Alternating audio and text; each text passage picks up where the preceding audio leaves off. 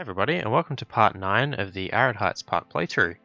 Now, in the last episode, we finished off basically the remainder of the jungle or Jurassic themed area, and we completed that by doing a mini suspended coaster as well as a river rafts.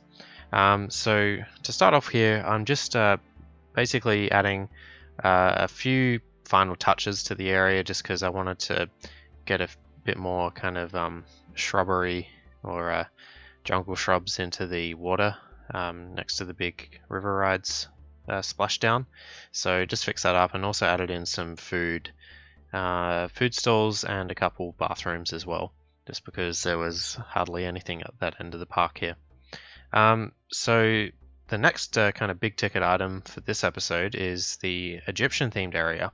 Now, to get that going, I basically needed to do quite a bit of terraforming. It wasn't anything too drastic, it was just raising some land around just to make it a bit more flat overall, and also introduce a bit, the start of the pathing network for the area.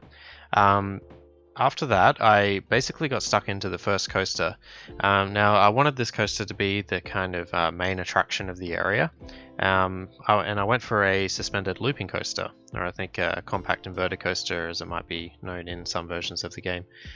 So yeah, I thought, well, we don't have any we don't have any inverted coasters in the park yet, so I thought this would be a good spot in the park to put our first inverted coaster.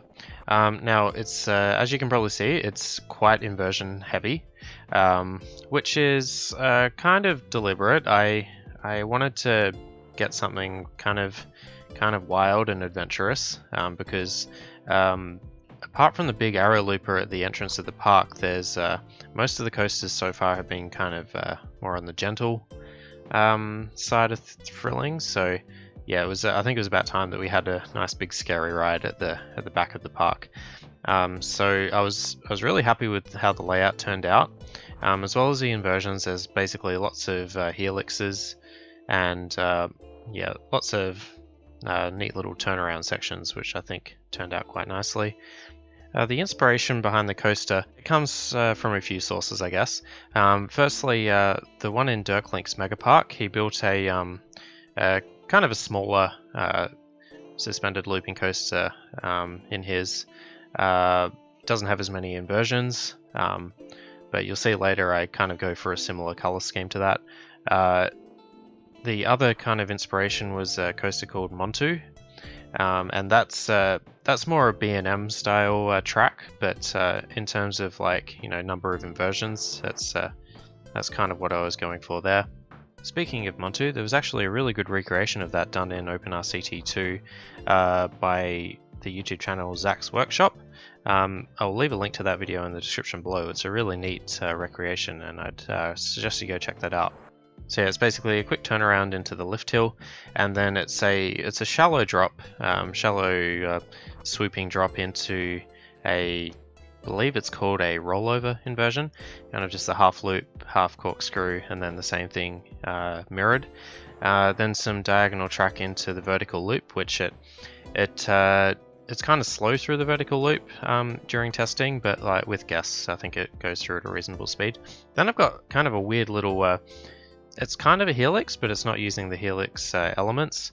It's just using a few kind of sweeping turns and climbs, kind of back and forth in a little horizontal spiral sort of thing. So, and then there's a kind of a crossover section with some diagonal track into a corkscrew, then a turnaround, then the inline twist, then another kind of helix, and the corkscrew over the station platform, and then a few more turns into the final helix into the brake run.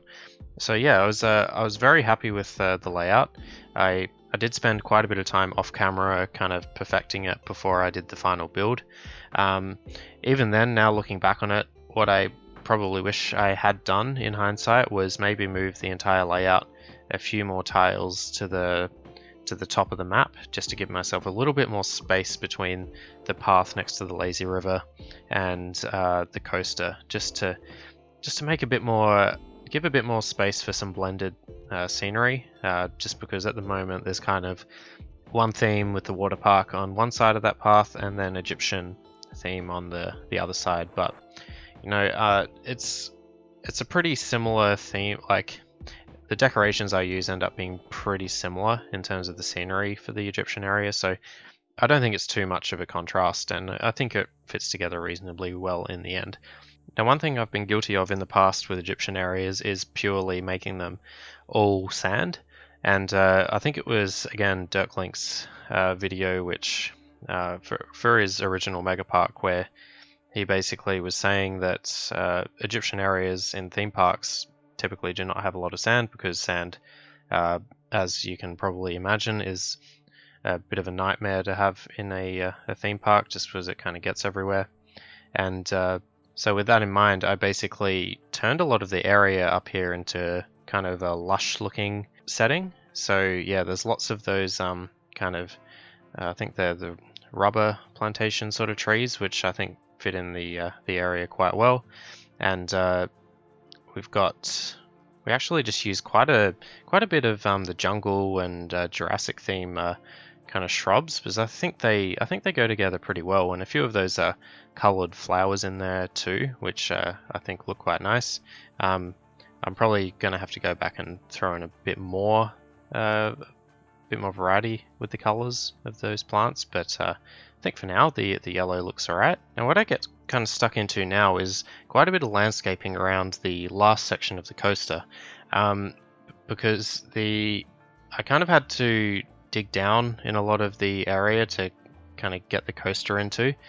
So yeah, I wanted to kind of make it one almost continuous sort of trench, and yeah, so there's lots of landscaping and terraforming going on here. Instead of just using the plain like kind of castle wall, wall texture, I thought what I'd do is basically use the Egyptian wall as an alternative, and I think that looked quite a bit nicer. The other one's just a little bit more monotone. So yeah, I think up against the wall, or this surface, it looks kind of reasonable. Just add in a bit of a mix of vegetation and some of those Egyptian ruins around the place as well. The station building, that took quite some time. I wasn't happy with it the first time around, just because I didn't mind the kind of ruins sort of monument right at the top, but the actual main body of the platform or the station building was looking a bit plain. So yeah, I just kind of did kind of a mishmash assembly of some Egyptian ruins, and it looks like a bit of a mess, but that was kind of the intention as well. I wanted to give it a sort of like a worn or crumbly sort of look, like it was sort of falling apart. And yeah, I was pretty happy with how that looked. Actually also added some 2 fries stalls kind of facing each other. It might look a little bit silly, especially with the that little fry guy, I guess, on top, but I was kind of going for some sort of equivalent of a statue, I guess. I mean, you can make your own judgment on that and decide if that looked alright, but I thought it did. As I was kind of alluding to earlier, I probably should have moved the coaster a bit further up to the top of the map, just to get some extra scenery in between the path and the coaster, but I thought what I could do instead is just move the path there 1 tile across for the most part. So yeah, I was happy with that decision, just because I could get in some trees, and it wasn't such an abrupt transition between the water park and the Egyptian area. So yeah, I think that paid off. I think that was a good decision. I also added in a few of those abstract fences, just meant to be sort of a viewing area for the final turnaround of the coaster. There was for the most part in the park, I've got kind of the rope fencing, and that's fine for like areas where there's like just trees on the side of the path, but when there's a coaster there, in reality there'd probably have to be something a bit more substantial. So thought I'd try and go for something a little bit different there with the viewing area. So kind of a more sturdy looking fence, but something that the guests could easily see through as well. As you can see, I'm spending quite a bit of time getting like all the shrubs and decorations right for the final few turns of the coaster, just because I wanted to make it kind of lush, but not too cluttered, if you know what I mean. I also wasn't happy with the pure sand look of the trench, so I did a bit of experimenting, and I actually settled on using a combination of the kind of log cabin and jungle, I think the jungle style roof texture, and just use that on the ground. And what that's meant to kind of be is maybe a bit more of a darker texture sand, because yeah, the light sand wasn't really doing it for me. In an ideal world, I would have used the kind of darker sand texture that RCT2 offers. That would have been ideal, but I think this was a reasonable alternative, and I think it just adds a little bit of flair to that trench for the coaster. Added in a couple bodies of water, just one underneath the vertical loop, which I thought looked kind of nice, and there was also one at the first turnaround before the lift hill too. And in amongst that, just some random assortment of Egyptian ruins and some, nice lush looking trees and vegetation around the place. Again, trying to make it not look too crowded. Actually called the suspended looping coaster Mirage in the end. That was actually a name suggestion from Ryan way back at I think it was the very first episode of the series. So I thought that kind of fit the blue color scheme quite well for this park in the desert, which is Arid Heights. So during the process of all this, I was kind of figuring out where I could, put a big pyramid, because like if you don't have a pyramid in an Egyptian themed area, then you're probably doing something a little bit wrong. Yeah, so I went for the kind of top junction of the path here, which will kind of be the center of the Egyptian area. So on one side, you've kind of got the coaster, and then I built a little kind of centerpiece, or a little kind of pond, I guess, with the Sphinx monument in the middle, and that kind of sits in right in front of the pyramid. So that I thought that would be a good kind of photo opportunity for guests. And then I think in the next episode we'll probably build a log flume on the other side of the path there. So yeah, it'll be like the Sphinx monument and then the pyramid, kind of forming the main artery of the Egyptian themed area. So I was in two minds. I was going to go back and do a log flume, like I was saying, on the other side of the path, but I thought I would like to try and get this area kind of done and dusted first, and then move on to that at a later stage. So yeah, I just kind of went back to the edge of the jungle area, did a bit of blending of scenery, just again with some a mix of the jungle kind of shrubs and bushes and some of those rubber plantation trees, and as well as that, I also put in a bit of a viewing area for the vertical loop. Now in hindsight, I probably should have put in a fountain, I'd say, around the at the base of the vertical loop. I might actually go back and see how that looks once I've finished the recording here. So I think that would add a little bit more excitement to that loop and a bit more of a photo opportunity. But yeah, there's just a bit of an awkward space there to use, and rather than just filling it with trees, I thought a little viewing platform would look nice, and yeah, I think that turned out alright. Just again using some of the abstract theme fence. Now, although I was saying like I replaced a lot of the sand earlier on, I did want to have at least some sort of kind of sandy or Egyptian ruins area, and so that's what I kind of left this area right at the back of the park for.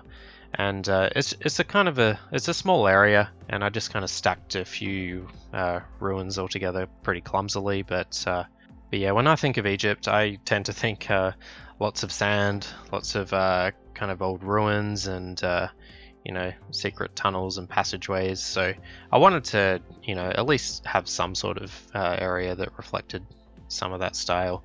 I put in a couple t-shirt stalls there, not at all for the purpose of selling t-shirts, but more because I thought they looked kind of like they belonged in an Egyptian themed area, and I just I offered both blue and yellow t-shirts, kind of to somewhat match the coaster there. I also went ahead again and shamelessly ripped off Heartline Coaster's idea for using the entry signs or the banners for makeshift temple as part of the pathway there, and I think it looks really good with the Egyptian style banners. They look like really convincing archways to me. So I then finished off by just adding I just reverted back to the kind of lush kind of theming for a little bit there just before the entrance of the pyramid. Anyway, I think that's just about all I've got time for this episode. Thank you all very much for watching, and look forward to hopefully seeing you in the next video. Alright, cheers, bye.